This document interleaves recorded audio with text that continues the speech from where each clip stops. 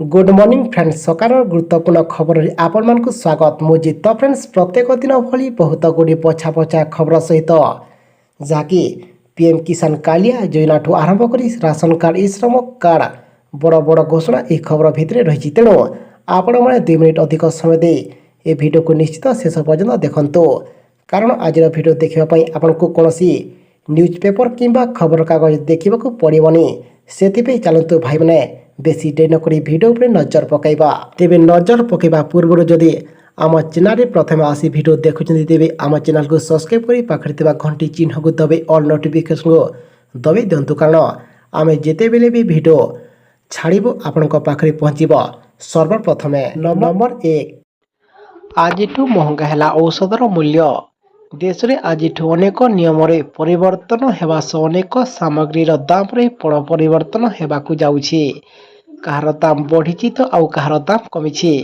April 1 रु मद महंगा होगा बेले रोषे गैस सिलिंडर सस्ता होइछि अन्यपट औषध दाम बढ़ी लोक बड़ झटका देछि आज 500 रु अधिक औषध महंगा होइछि औषध दाम रे प्राय 12% वृद्धि होइछि लोकंकु आंटीबायोटिक ठू आरंभ कर पेन किलर पर्यंत क्रय कले अधिक पैसा देवाकू पड़िबो एवं कैंसर हृद संपर्कित रोग एमोनिया मलेरिया आंटी सेप्टिक को मिसई समस्त औषध आज अनेक दाम रे मिलिबो किंबा नुआ दाम रे मिलिबो किंबा अधिक दाम रे मिलिबो।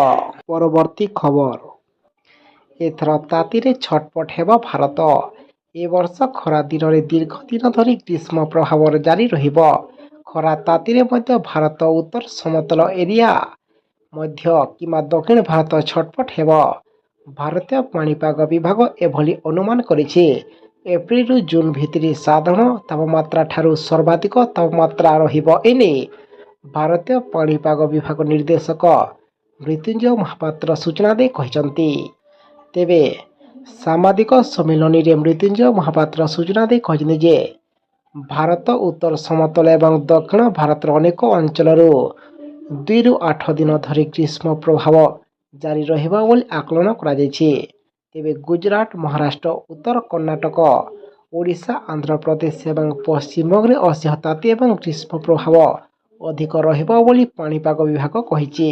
परवर्ती खबर इलेक्ट्रिक गाड़ी को प्रोत्साहन देवाई आरंभ हेब 500 कोटी टंकार योजना भारत में इलेक्ट्रिक परिवहन को प्रोत्साहन देवाई 500 कोटी टंकार नुआ योजना आज लागू होइछि जुलाई शेष पर्यंत जारी रहिबो देश में इलेक्ट्रिक गाड़ी को आपणा एवं निर्माण फ्रेम 2 कार्यक्रम द्वितीय पर्याय 31 मार्च रे समाप्त होइछि एवं फेम योजना अनुसार सब्सिडी 31 मार्च पर्यंत उपलब्ध होइछि।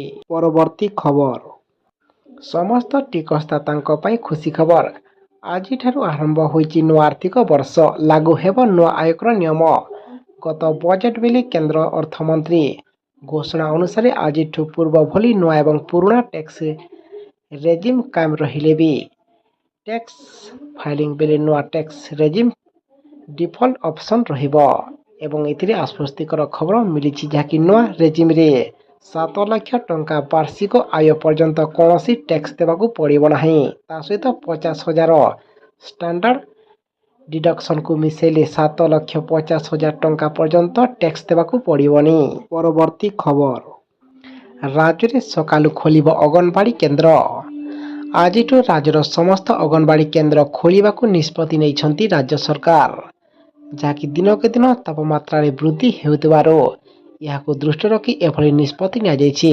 सकाल 7टारू 11:30 अंगनवाड़ी केन्द्र खोलिबाकू निर्देश रही एपटे अंगनवाड़ी केन्द्र गुड़िकरे आवश्यक परिमाणर पीवा पानी गच्छित रखिबाकू मध्य कुहाଯାଇଛି।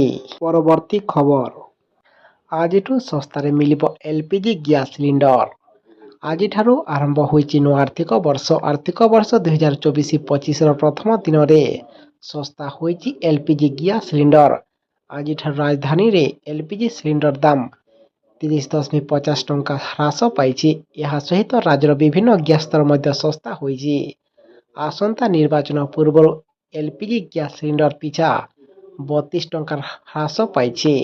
परवर्ती खबर ଛାତ୍ରଛାତ୍ରୀଙ୍କ ପାଇଁ ଆସିଲା ଏବେ ବଡ଼ ଖବର। ପ୍ରାଥମିକ ଏବଂ ମାଧ୍ୟମିକ ଶିକ୍ଷା ବିଦ୍ୟାଳୟର 2024-25 ଶିକ୍ଷାବର୍ଷ ପାଇଁ କ୍ୟାଲେଣ୍ଡର ଜାରି କରାଯାଇଛି। ଓଡ଼ିଶା ବିଦ୍ୟାଳୟ ଶିକ୍ଷା କାର୍ଯ୍ୟକ୍ରମ ପ୍ରାଧିକରଣ ଅଫିସ ପକ୍ଷରୁ ଜାରି ଏହି କ୍ୟାଲେଣ୍ଡର ଅନୁଯାୟୀ ସମୁଦାୟ 331 ଦିନ ପାଠପଢ଼ା ହେବ। ଅପ୍ରେଲ 2 ତାରିଖରୁ ନୂତନ ଶିକ୍ଷାବର୍ଷ ଆରମ୍ଭ ହୋଇଛି। ସମୁଦାୟ 31ଟି ପର୍ବପର୍ବାଣି ଏବଂ 2ଟି ସ୍ଥାନୀୟ ପର୍ବପର୍ବାଣିରେ ଛୁଟି ପ୍ରଦାନ କରାଯିବ। ହେଲେ ଏହି ପର୍ବପର୍ବାଣିରେ ନୂଆଖାଇ ପର୍ବକୁ ସାମିଲ କରାଯାଇ ନାହିଁ। ସେହିପରି ଫେବୃଆରୀ ଶେଷ ସପ୍ତାହରେ ଦଶମ ଶ୍ରେଣୀ ବାର୍ଷିକ ପରୀକ୍ଷା ଏବଂ ମାର୍ଚ୍ଚ ଦ୍ୱିତୀୟ ସପ୍ତାହରେ ନବମ ଶ୍ରେଣୀ ବାର୍ଷିକ ପରୀକ୍ଷା ଅନୁଷ୍ଠିତ ହେବ ବୋଲି ଦର୍ଶାଯାଇଛି। ପରବର୍ତ୍ତୀ ଖବର। ପଦ୍ମ ଧରିଲେ କେନ୍ଦ୍ରାପଡ଼ା ସାଂସଦ ଅନୁଭବ ମହାନ୍ତି। ଜଣଙ୍କ ପରେ ଜଣେ ଅଭିନେତାଙ୍କୁ ରାଜନେତା ସାଜିଥିବା ବ୍ୟକ୍ତିତ୍ୱ ଛାଡ଼ୁଛନ୍ତି ବିଜେଡି।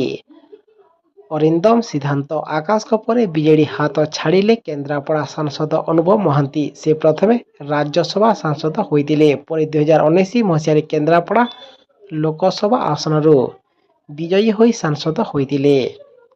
ତେବେ ବିଜେଡି ଛାଡ଼ିବା ପରେ ଆଜି ସେ ବିଜେପିରେ ଯୋଗ ଦେଇଛନ୍ତି। ପରବର୍ତ୍ତୀ ଖବର। ସମସ୍ତ ଖାତାକୁ ଆସିବ ମୋଟା ଅଙ୍କର ପେନସନ। ମିଳିବ 1,000 ଟଙ୍କାରୁ 5,000 ଟଙ୍କା। କେନ୍ଦ୍ର ସରକାର ଏବଂ ରାଜ୍ୟ ସରକାର ଦେଶର ଅନେକ ସରକାରୀ ଯୋଜନା ଚଳାଇଛନ୍ତି, ଯାହାକୁ ଲୋକଙ୍କୁ ଆର୍ଥିକ ସହାୟତା ଯୋଗାଇ ଦେଉଛି। ଏହି କ୍ରମରେ ସାମିଲ ଅଛି ପେନସନ ଯୋଜନା। ଯଦି ଆପଣ ଆପଣଙ୍କ ବୃଦ୍ଧାବସ୍ଥା ପାଇଁ କମ୍ ପୁଞ୍ଜି ବିନିଯୋଗ ସହିତ ଏକ ପେନସନ ଯୋଜନା କରିବାକୁ ଚାହୁଁଛନ୍ତି, ତେବେ ଅଟଳ ପେନସନ ଯୋଜନା ଆପଣଙ୍କ ପାଇଁ ସର୍ବୋତ୍ତମ ବିକଳ୍ପ ହୋଇପାରେ। ଅଟଳ ପେନସନ ସ୍କିମ୍ ଅଧୀନରେ 60 ବର୍ଷ ବୟସ ପରେ ଲୋକମାନେ ମାସକୁ 1,000 ଟଙ୍କାରୁ 5,000 ଟଙ୍କାର ଗ୍ୟାରେଣ୍ଟି ପାଆନ୍ତି। 40 ବର୍ଷ ବୟସ ପର୍ଯ୍ୟନ୍ତ ଯେକୌଣସି ବ୍ୟକ୍ତି ସରକାରଙ୍କ ଯୋଜନାରେ ଆବେଦନ କରିପାରିବେ। ଏବଂ ଅନ୍ୟପକ୍ଷରେ ଅଟଳ ପେନସନ ଯୋଜନାର ଉଦ୍ଦେଶ୍ୟ ହେଉଛି ସମସ୍ତ ଶ୍ରେଣୀର ଲୋକଙ୍କୁ ପେନସନ ଅଧୀନରେ ଆଣିବା। ପରବର୍ତ୍ତୀ ଖବର। ରାସନ କାର୍ଡଧାରୀଙ୍କ ପାଇଁ ଖୁସି ଖବର। ଏଣିକି ମାଗଣାରେ ଚାଉଳ ଗହମ ସହ ମିଳିବ ମଦ। ଅଜବ ଅପଡେଟ୍ ଶୁଣିଲେ ଆପଣ ହୋଇଯିବେ ଆଶ୍ଚର୍ଯ୍ୟ। ତେବେ ରାସନ କାର୍ଡଧାରୀଙ୍କ ପାଇଁ ସରକାର ଦିନକୁ ଦିନ ନୂତନ ସୁବିଧା ଯୋଗାଇ ଦେଉଛନ୍ତି, ଯାହାଦ୍ୱାରା ଲୋକମାନେ ବହୁ ପରିମାଣରେ ଅନେକ ସୁବିଧା ପାଇପାରିବେ। ଗହମ, ଚାଉଳ, ମିଲେଟ୍ ଏବଂ ଚିନି ପରି ଅନେକ ରାସନ ସରକାର ମାଗଣାରେ ଯୋଗାଇ ଦେଉଛନ୍ତି। ଏବଂ ଏଥିରେ ଆପଣ ଜାଣିଛନ୍ତି କି ବର୍ତ୍ତମାନ ରାସନ କାର୍ଡରେ ମଦ ମଧ୍ୟ ଉପଲବ୍ଧ ହେବ। ଏହା ଶୁଣି ଆପଣ ଆଶ୍ଚର୍ଯ୍ୟ ହୋଇପାରନ୍ତି, କିନ୍ତୁ ଏହା ସତ। ତେବେ ପ୍ରକୃତ କଥା ହେଉଛି ଏହି ଘୋଷଣା ସରକାର କରିନାହାନ୍ତି, କିନ୍ତୁ ଲୋକସଭା ଆସନରୁ ଜଣେ ମହିଳା ପ୍ରାର୍ଥୀ ଏଭଳି ଘୋଷଣା କରିଛନ୍ତି।